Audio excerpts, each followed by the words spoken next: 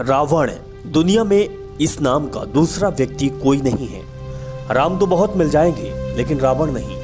रावण तो सिर्फ रावण है।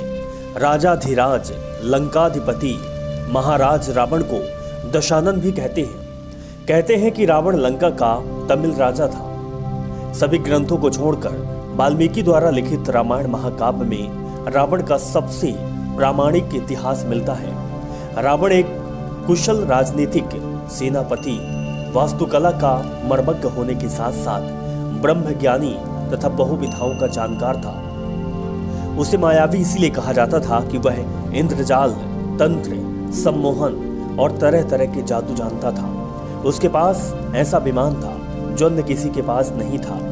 इस सभी के कारण सभी उससे भयभीत रहते थे। जैन शास्त्रों में रावण को प्रति नारायण माना गया है।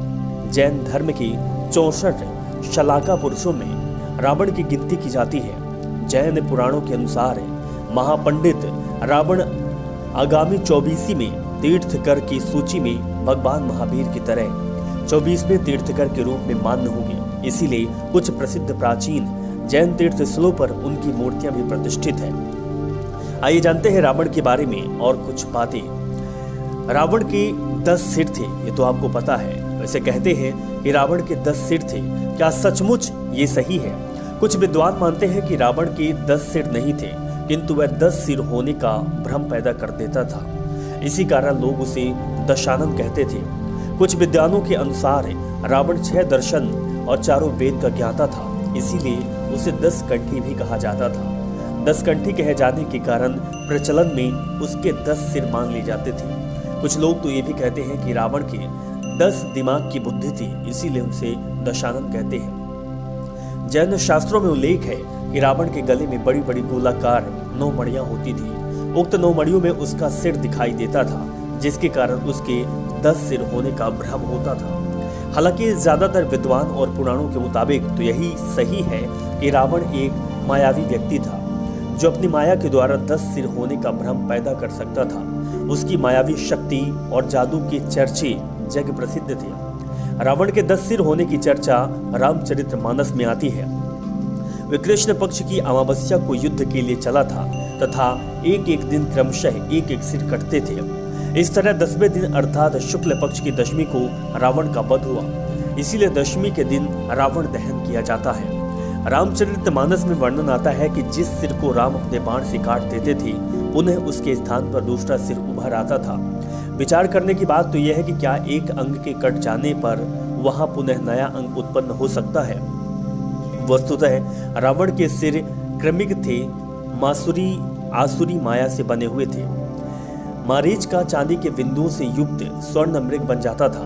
रावण का सीता के समक्ष राम का कटा हुआ सिर रखना आदि से सिद्ध होता है कि राक्षस मायावी थे। वह अनेक प्रकार के इंद्रजाल यानी कि जादू जानते थे। तो रावण के 10 सिर और 20 हाथों को भी मायावी और कृत्रिम माना जा सकता है। एक बात और है, नाभि में जीवन। ऐसी मान्यता है कि रावण ने अमृत प्राप्ति के उद्देश्य से भगवान ब्रह्मा की घोर तपस्या कर वरदान मांगा, लेकिन ब्रह्मा ने उसके उस वरदान को न मानते हुए कहा कि तुम्हारा जीवन नाभि में स्थित रहेगा। रावण की अजर अमर रहने की इच्छा रह गई। यही कारण था कि जब भगवान राम से रावण का युद्ध चल रहा था तो रावण और उसकी सेना राम पर भारी पड़ने लगे थे। ऐसे में विभीषण ने राम को यह राज बताया कि रावण का जीवन उसकी नाभि में है, नाभि में ही अमृत है।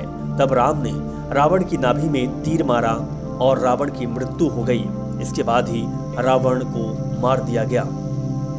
वैसे ये भी कहा जाता है कि रावण ब्राह्मण पिता और राक्षस माता का पुत्र था। वाल्मीकि रामायण के अनुसार रावण पुलत्स्य मुनि का पोता था, अर्थात उनके पुत्र विश्वश्वा का पुत्र था। विश्वश्वा की वर्णिका और कैकसी नामक 2 पत्नियां थी। वर्णिका के कुबेर को जन्म देने पर सौतिया डाहवश कैकसी के अशुभ समय में गर्भ धारण किया। इसी कारण से उसके गर्भ से रावण तथा कुंभकर्ण जैसे क्रूर स्वभाव वाले भयंकर राक्षस उत्पन्न हुए। ऋषि विश्वश्वा ने ऋषि भारद्वाज की पुत्री से विवाह किया था। उसने कुबेर का जन्म हुआ। विश्वश्वा की दूसरी पत्नी कैकसी से रावण, कुंभकर्ण, विभीषण और शूर्पणखा पैदा हुई थी। लक्ष्मण ने शूर्पणखा की नाक काट दी थी। कुबेर को बेदखल कर रावण की लंका में जम जाने के बाद उसने अपनी बहन शूर्पणखा का विवाह कालका के पुत्र दानवराज विदवहा से साथ किया। उसने स्वयं दिति के पुत्र मय की कन्या दंदोदरी से विवाह किया, जो हेमा नामक अप्सरा के गर्भ से उत्पन्न हुई थी। माना जाता है कि मंदोदरी राजस्थान के जोधपुर के निकट मंडोदर की थी। विरोचन कुमार बलि की पुत्री वज्रजला में कुंभकर्ण और जलंधर राज महात्मा शैलूष की कन्या शर्मा से विभीषण का विवाह हुआ। कुछ समय पश्चात मंदोदरी ने मेघनाद को जन्म दिया, जो इंद्र को परास्त कर संसार में इंद्रजीत के नाम से प्रसिद्ध हुआ। मंदोदरी से रावण को पुत्र मिले, जिनमें नाम था इंद्रजीत, मेघनाद, महोदर, प्रहस्त, विरूपाक्ष, भीकम वीर। ऐसा माना जाता है कि राम रावण के युद्ध एकमात्र विभीषण को छोड़कर उसके पूरे कुल को नाश किया गया था। एक बात और प्रसिद्ध है, वो है रावण का राज्य विस्तार है। रावण ने सुब्बा और बाली द्वीप को जीतकर अपने शासन का विस्तार करते हुए अंगदीप, मलयद्वीप, वाराहद्वीप, शंखद्वीप, कुशद्वीप, यवद्वीप और अंध्रालय पर विजय प्राप्त की थी, जिसके बाद रावण ने लंका को अपना लक्ष्य बनाया। लंका पर कुबेर का राज्य था। आज के युग के अनुसार रावण का राज्य विस्तार इंडोनेशिया, मलेशिया, वर्मा, दक्षिण भारत के कुछ राज्य और श्रीलंका पर रावण का राज था। दरअसल माली, सुमाली और माल्यवान नामक 3 दैत्यों द्वारा त्रिकुट सुबेल पर्वत पर बसाई लंकापुरी और देवों और यक्षों ने जीतकर कुबेर को लंकापति बना दिया था। रावण की माता कैकसी सुमाली की पुत्री थी।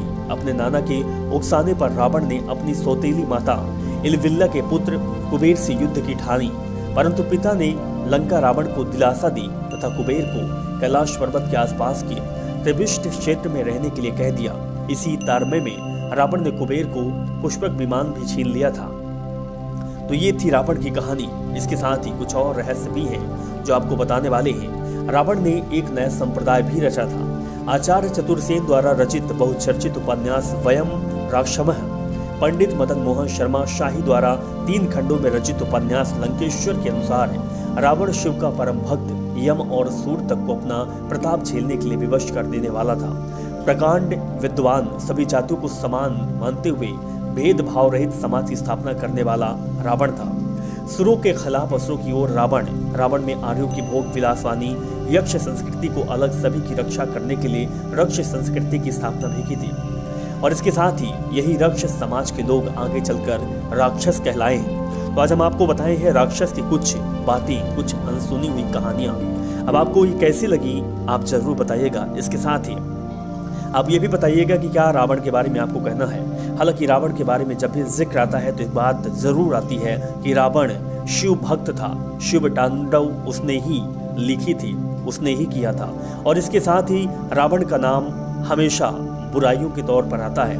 और ये हमेशा कहा जाता है कि जब जब बुराई होती है तो रावण का जिक्र जरूर आता है। और इसीलिए दशहरा के दिन रावण की मूर्ति और रावण को रूप मानकर पुतला फूंकते हैं, यानी कि बुराई को नष्ट करते हैं और बुराई में अच्छाई की जीत को विजयदशमी के पर्व के तौर पर मनाते हैं। अब आपको ये वीडियो कैसी लगी आप जरूर बताइएगा। और इसके साथ ही आप कमेंट बॉक्स पर हर हर महादेव जरूर लिखिएगा। अगर आप राम को मानते हैं, राम की भक्ति से आप ओतप्रोत हैं, तो आप श्री राम कमेंट पर जरूर लिखिएगा। नमस्कार, स्वीकार करिएगा।